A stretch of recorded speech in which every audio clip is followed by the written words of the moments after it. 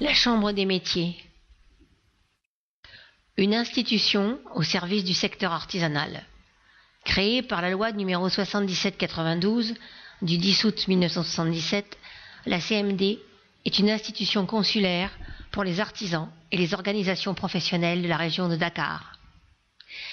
Elle est chargée d'assurer dans la région la représentation des intérêts de l'artisanat auprès des pouvoirs publics.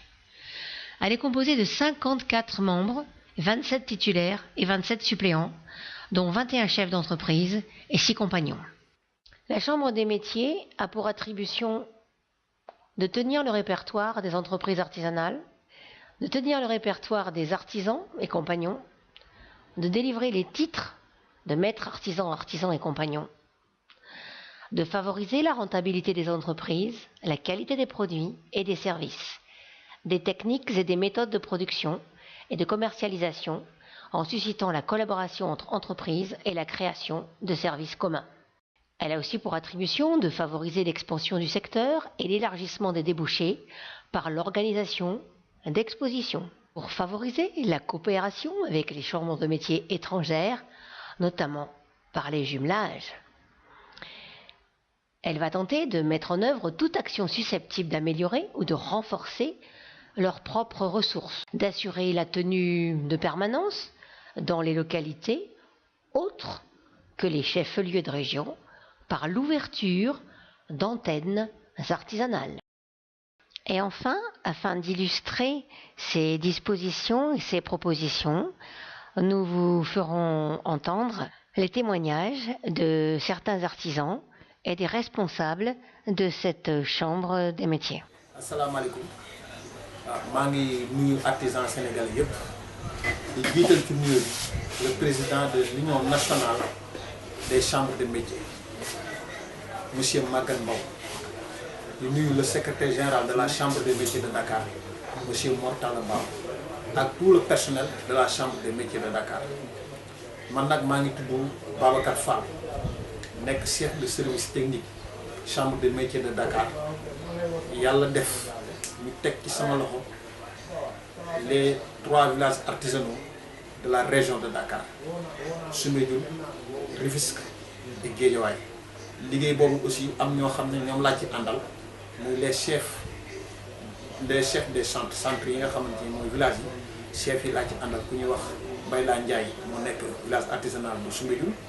ku ñuy wax Pape Sow moo nekk village artisanal de Guédiawaye ku ñuy wax DJ Ndeki moo nekk à Rufisque ñetti villages artisanaux yooyu nag mooy village artisanaux yi nga xam ne ñoo nekk région de Dakar di nuyu di sant di gërëm tey jii ñi nga xam ne ki nga xam ne moom mooy borom place bi Malick Sylla ñu jox opportunité ñu ñëw ci place am nii tey nga xam ne artisan bu mag la artisan la boo xam ne vraiment c'est remarquable au niveau du village ñu ñëw am opportunité jël fi image di gërëm aussi di sant tey jii ñi nga xam ne ñooy ñëw di ñu jëlee image yi muy diaspora en ligne diaspora en ligne nag ku ko dégg di nga war a xam ne site bu am doole la boo xam ne ñu ngi diviser ay information yoo xam ne yu am solo la yoo xam ne Sénégal mu ngi ciy jariñu mais diaspora bi yëpp ñu ngi ciy jariñu ñu leen di sant leen gërëm di ko commencé ci seen njiit ba ci ki mujj vraiment ci opportunité bii ñu jox tey village artisanal bu Soumbédioune ba ñu mën a toog expliquer ko envisager nañ dem ci yenn village yi dem ci yeneen artisans yi nga xamante ni vraiment ñi ngi ci biir dëkk bi bu ñu waxee artisanal rek waxuñu ne ñi nekk ci village yi rek ñooy artisan mais ñi nekk ci biti aussi suñu njaboot lañ te fas yéene nañ aussi reportage yi dem ba yegg ci ñoom ba nga xam ne dinañ mën a dem ba accéder di def vente en ligne ndax ci loolu lañ jëm moom moo tax tey diaspora en ligne ñëw fii tey ci Soumbédioune dañu jëlal image yi loolu ñu leen ci sant di leen ci gërëm di leen ci remercier di ñaan yàlla mu nekk une continuité ba nga xam ne artisan bi produit bi muy defar dina ko mën a écouler jaay ko en ligne te du ci am benn problème parce que li ñu manqué dëgg dans le secteur de l'artisanal mooy bokk na ci promotion te promotion boobu nag président de la chambre de métiers de Dakar sonn na ci trop ba tey moom moo waral lii parce que yàlla def na suñu demee ba décrocher diaspora en ligne ñu ñëw ci village bi di ñu jëlal image c'est grâce au président de la chambre de métiers de Dakar monsieur Maguette Mbow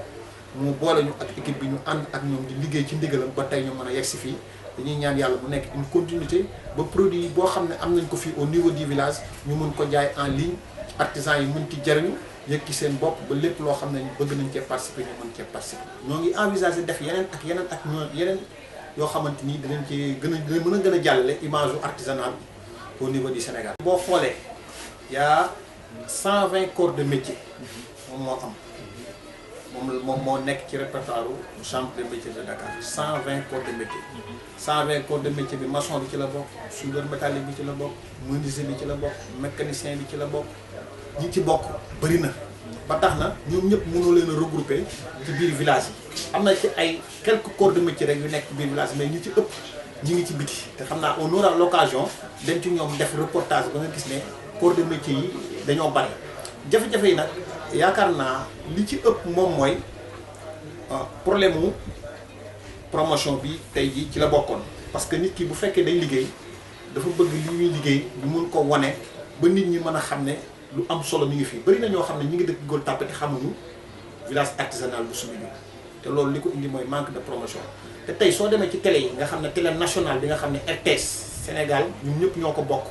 parce que ci suñuy impôt ci suñuy cotisation ci lañ leen di fay mënuñ leen a woo pour ñu ñëw fii defal ñu reportage pour mën ko wane ci télé bi loolu aussi problème la te télé privé yi boo fa demee taxes yi métti na métti boo xamante ni pour nga jël télé indi ko fii mu jëlal la ay image mun ko wane ci télé bi ñu xam li ñuy liggéey dina jafe maanaam daal jàppale état lañ gën a soxla daal pour que artisanal mën a dem ci kanam loolu nag wax dëgg yàlla suñu ministre bi Mamadou Talla mi ngi ci jéem lu mu mën xam naa ne tàmbali bu nekk dina am fu mu mës a yeggee parce que mi ngi ciy góorgóorlu depuis mu nekkee ministre de la formation professionnelle de l'artisanat et de l'artisanal de l'apprentissage et de l'artisanal ba léegi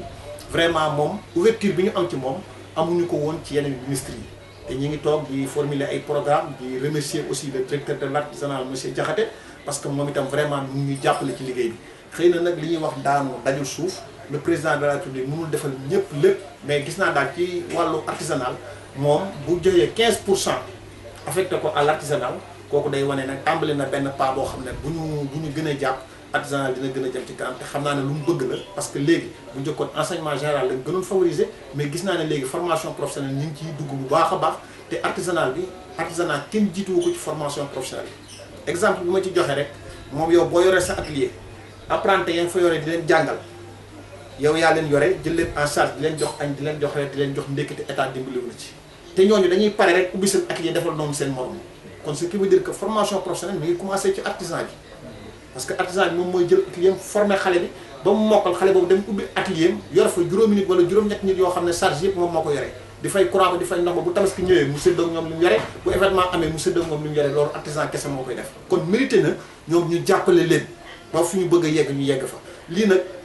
dañ ciy gërëm diaspora en ligne parce que suñu partenariat ak ñoom xëy na moom moo indi lii mais image yi ñun mënuñu ko fay parce que xam nañ lan mooy coût image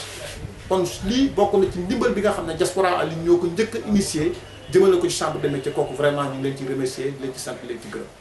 sant ñëpp di gërëm artisan yi nekk village artisanal Soumbédioune di gërëm artisan yi nekk Sénégal yëpp ak ci village artisanal bu Guédiawaye ak bu Rufisque yëpp ñu ngi leen di gërëm ak yeneen artisan yi nga xam ne ñu ngi faneen ci région yi ñu ngi leen di sant ñoom ñëpp leen gërëm di wax ci turu président de la chambre de métier di wax ne am nañ de wax dëgg yàlla événement bu ñu jëm ba tax na bokk na ci li tax ñu jël image yi muy benn forum économique bu ñuy organiser fële ci ville de Olbia Sardaigne nga xam ne forum la bu mag boo xam ne artisans yi dañ fa fas yéene dem le 14 le 15 ak le 16 pour def fa exposition boo xam ne bu am solo la ñu ciy woo bépp artisan boo xam ne bëgg nga dem ci exposition boobu nga ñëw vers la chambre des métiers de Dakar pour mën a am information yi ak conditions yi de participation yi pour nga mën a dem exposer gi sa produit ci forum yooyu mais forum bi aussi am na ay échange investisseurs yi ñi ngi fa partenaires yi ñi ngi fa forum la boo xamante ni chambre de métier ak association des immigrés d'Olbia association sénégalaise des immigrés de Olbia Sardaigne ñoom ñoo ko organisé monsieur Modou Khouma ñu ko ciy ñaanal yàlla na ci am réussite bu kawe njortam te lépp nag institution bi mi ngi koy gunge def na ci loxoom am na ci taxawaay ba fi mu bëgg a yeggalee forum bi yàlla na fa yegg ñu def ko yeneen année ak yeneen année ci yeneen dëkk. ñi liggéey yëpp fi lañ koy jëlee. fi lañ koy jaayee am nañ ay étranger mais am nañ tam léegi ay sénégalais yu ñëw di jënd parce que xamuñu ko woon dañ doon dem feneen di jënd mais léegi ñu ngi fii ñëw tuuti. étranger yi nag doon nañ ñëw mais léegi